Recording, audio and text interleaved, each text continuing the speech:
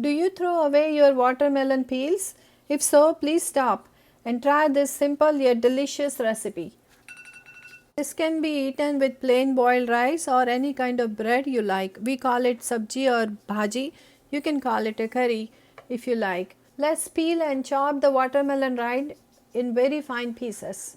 Heat a kadai or wok, add oil to it, and when oil is hot, add 1 teaspoonful of mustard seeds, let them pop, and add couple of pieces of green chilies. These are hot green chilies, followed by turmeric and coriander powder and hing.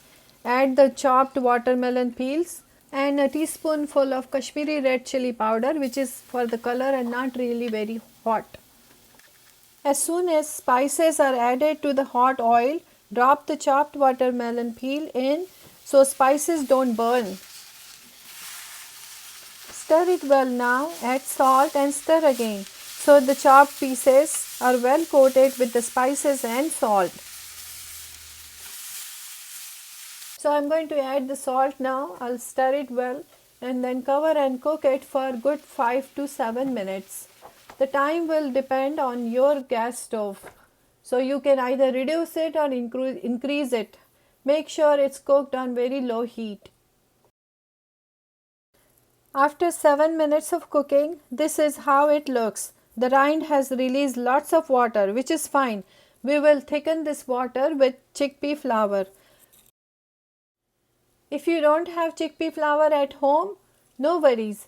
You can grind chana dal or chickpeas in your blender in a very small amount, like half a cup at a time, and you will have your own homemade chickpea flour.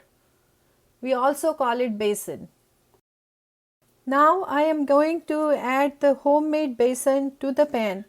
This will magically turn our watery bhaji into a delicious and thick saucy dish.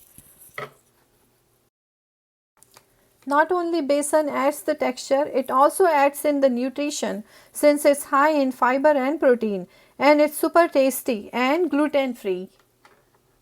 I also want to tell you a little bit about watermelon rind.